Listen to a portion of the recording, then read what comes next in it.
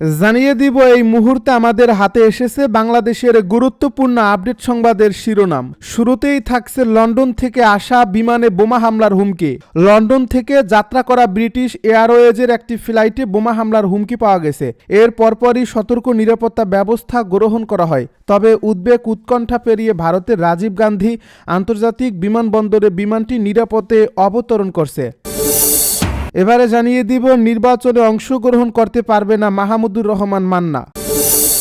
আরও থাকছে আতাউর রহমান বিক্রমপুরী গ্রেপ্তার। মাওলানা আতাউর রহমান বিক্রমপুরীকে গ্রেপ্তার করেছে ঢাকা মহানগর গোয়েন্দা পুলিশ। মঙ্গলবার দিবাগত রাতে নরসিংদী থেকে তাকে গ্রেপ্তার করা হয়।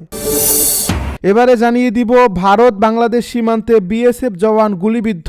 ভারতের ত্রিপুরায় ভারত বাংলাদেশ সীমান্তে ভারতীয় সীমান্তরক্ষী বাহিনী বিএসএফের একজন জওয়ান গুলিবিদ্ধ হয়েছেন। মঙ্গলবার স্থানীয় সূত্রের বরাতে বিবিসি বাংলার খবরে এ তথ্য জানানো হয়।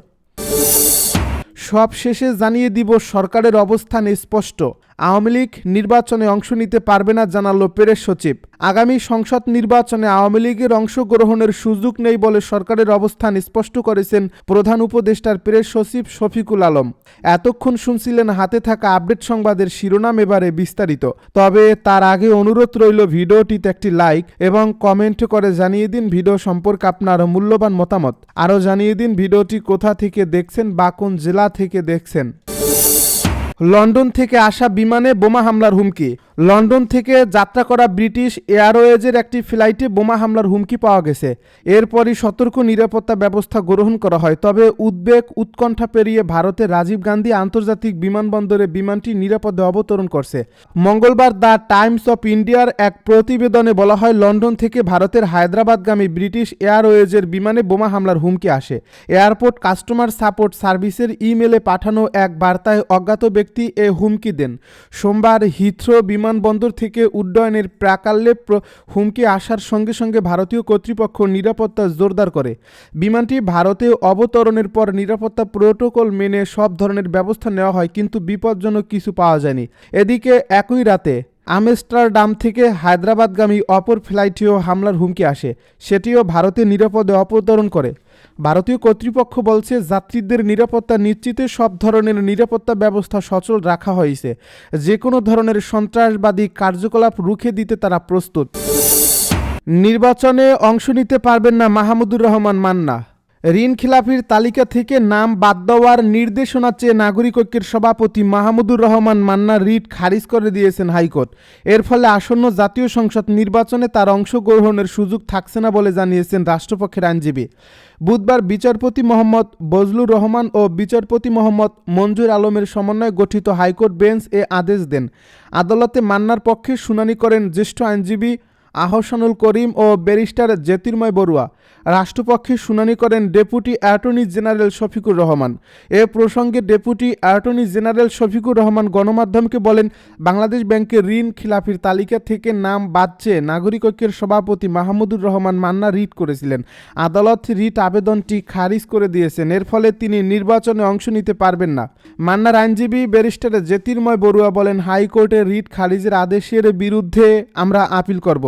এর আগে 10 ডিসেম্বর নাগরিক ঐক্যের সভাপতি মাহমুদুর রহমান মান্নার নেতৃত্বাধীন প্রতিষ্ঠান আফাকু কোল্ড স্টোরেজ লিমিটেডের কাছে খিলাফি 38,04,76,000 টাকা আদায়ে কল ব্যাক নোটিশ জারি করে ইসলামী ব্যাংক বাংলাদেশ লিমিটেডের বগুড়া বড়গোলা শাখা। মান্না ও তার 2 অংশীদারের ঠিকানায় পাঠানো এই নোটিশে 18 ডিসেম্বরের মধ্যে বকেয়া পরিশোধের নির্দেশ দেওয়া হয়। নির্ধারিত সময়ের মধ্যে বকেয়া পরিশোধ না করলে তাদের বিরুদ্ধে আইনগত ব্যবস্থা নেওয়া হবে বলে উল্লেখ করা হয়। শাখা প্রধান তহিদ রেজার স্বাক্ষরিত নোটিশটি প্রতিষ্ঠানটির চেয়ারম্যান নাগরিক ঐক্যের সভাপতি মাহমুদুর রহমান মান্না এবং ব্যবস্থাপনা পরিচালক ABM নাজমুল কাদির শাহজাহান চৌধুরীর ঠিকানায় পাঠানো হয়। আতাউর রহমান বিক্রমপুরী গ্রেপ্তার। মাওলানা আতাউর রহমান বিক্রমপুরীকে গ্রেপ্তার করছে ঢাকা মহানগর গোয়েন্দা পুলিশ। মঙ্গলবার দিবাগত রাতে নরসিংদী থেকে তাকে গ্রেপ্তার করা হয়। বুধবার দুপুরে ডিএমপির উপকমিশনার মুহম্মদ তালেবুর রহমান এ তথ্য নিশ্চিত করেন। তিনি জানান, গাজীপুর মেট্রোপলিটন পুলিশের অনুরোধের ভিত্তিতে আতাউর রহমান বিক্রমপুরীকে নরসিংদী থেকে গ্রেপ্তার করে ঢাকা মহানগর গোয়েন্দা পুলিশ। পরে তাকে ডিএমপিতে হস্তান্তর করা হয়। জিএমপির একটি সূত্র জানায়, স্বরাষ্ট্র মন্ত্রণালয়ের নির্দেশে ঢাকা মহানগরের গোয়েন্দা পুলিশ আতাউর রহমান বিক্রমপুরীকে আটক করে টঙ্গী পূর্ব থানায় হস্তান্তর করে। পরে প্রয়োজনীয় আইনগত প্রক্রিয়া শেষে টঙ্গী পূর্ব থানা থেকে তাকে কাশিমপুর কেন্দ্রীয় কারাগারে পাঠানো হয়। এ বিষয়ে টঙ্গী পূর্ব থানার ভারপ্রাপ্ত কর্মকর্তা মোহাম্মদ মেহেদী হাসান বলেন, তার বিরুদ্ধে স্বরাষ্ট্র মন্ত্রণালয়ের আটকাদেশ ছিল। বাংলাদেশ ভারত সীমান্তে বিএসএফ জওয়ান গুলিবিদ্ধ। ভারতের ত্রিপুরায় ভারত বাংলাদেশ সীমান্তে ভারতীয় সীমান্তরক্ষী বাহিনী বিএসএফের একজন জওয়ান গুলিবিদ্ধ হয়েছেন। মঙ্গলবার স্থানীয় সূত্রের বরাতে বিবিসি বাংলার খবরে এ তথ্য জানানো হয়। এ প্রতিবেদনে বলা হয়, উত্তর ত্রিপুরার ধর্মনগর মহকুমার মহেশপুর সীমান্ত এলাকায় ঘটনাটি ঘটেছে। আহতকে ভারতের ধর্মনগর হাসপাতালে নেওয়া হয়। পরে অবস্থার অবনতি হওয়ায় উন্নত চিকিৎসার জন্য আগরতলার জিবি হাসপাতালে রেফার করা হয়। দাবি অনুযায়ী কর্তব্যরত অবস্থায় 97 নম্বর ব্যাটালিয়নের বিএসএফ জওয়ান বিপিএন কুমার গুলিবিদ্ধ হন। তার বয়স 35 বছর। ধর্মনগর মহকুমা হাসপাতালের মেডিকেল অফিসার প্রসূন ভট্টাচার্য জানান, এই জওয়ানের শরীরে আগ্নেয়াস্ত্রের 2টি জখম পেয়েছেন তারা। তার অবস্থা ক্রিটিক্যাল, তবে প্রাথমিক চিকিৎসা দেওয়ার পর অবস্থা মোটামুটি স্টেবল হয়েছে। বর্তমানে জিবি হাসপাতালে আহত জওয়ানের চিকিৎসা চলছে। বিবিসির ওই প্রতিবেদন প্রকাশের সময় বিএসএফের স্থানীয় দপ্তর বা দিল্লিতে সদর দপ্তরের পক্ষ থেকে কোনো প্রতিক্রিয়া পাওয়া যায়নি। তবে বিএসএফকে গুলি করে কোথা থেকে গুলি ছোড়া হয়েছে তা খতিয়ে দেখতে তদন্ত শুরু করেছে বলে জানা গেছে। সরকারের অবস্থান স্পষ্ট, আওয়ামী লীগ নির্বাচনে অংশ নিতে পারবে না বলছে প্রেস সচিব। আগামী সংসদ নির্বাচনে আওয়ামী লীগের অংশগ্রহণের সুযোগ নেই বলে সরকারের অবস্থান স্পষ্ট করেছেন প্রধান উপদেষ্টার প্রেস সচিব শফিকুল আলম। তিনি বলেছেন, নির্বাচন কমিশন আওয়ামী লীগের দলীয় নিবন্ধন বাতিল করছে, সেজন্য দলটি এই নির্বাচনে অংশগ্রহণ করতে পারবে না। এ বিষয়ে সরকারের অবস্থান স্পষ্ট। বুধবার বিকেলে রাজধানীর ফরেন সার্ভিস একাডেমির মিলনায়তনে এক ব্রিফিংয়ে তিনি এসব কথা বলেন। শফিকুল আলম বলেন, দীপুচন্দ্র দাস হত্যার ঘটনায় আমরা তীব্র নিন্দা জানিয়েছি এবং যারা জড়িত ছিলেন ভিডিও এবং ভিজুয়াল দেখে অন্তত 12 জনকে গ্রেপ্তার করেছি। এ বিষয়ে আজ আইন উপদেষ্টা জানিয়েছেন, এই মামলার বিচার হবে দ্রুত বিচার আইনে। তিনি আরও বলেন, সংখ্যালঘুদের সুরক্ষার জন্য আমরা সর্বোচ্চ গুরুত্ব দিচ্ছি।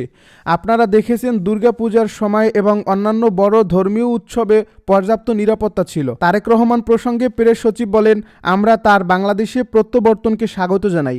তার প্রয়োজনীয় যে নিরাপত্তা দরকার সে বিষয়ে আমাদের সঙ্গে তার দলের আলাপ হচ্ছে। তারা যতটুকু চাচ্ছেন বিএনপির সঙ্গে কথা বলে সেগুলো তদারকি করা হচ্ছে। সরকারের কাছে তারা যে যে সহযোগিতা চাচ্ছেন আমরা সেই সহযোগিতা করছি। আওয়ামী লীগের প্রসঙ্গে তিনি বলেন, এ দলটির বিষয়ে সরকারের অবস্থান স্পষ্ট। নির্বাচন কমিশন আওয়ামী লীগের দলীয় নিবন্ধন বাতিল করেছে, সেজন্য আওয়ামী লীগ এই নির্বাচনে অংশগ্রহণ করতে পারবে না। তিনি আরও বলেন, ডেইলি স্টার এবং প্রথম আলোর ঘটনায় 31 জনকে গ্রেপ্তার করা হয়েছে। প্রত্যেককে ভিডিও এবং ভিজুয়াল দেখে গ্রেপ্তার করা হয়েছে। অনেকের কাছে আলামতও পাওয়া গেছে।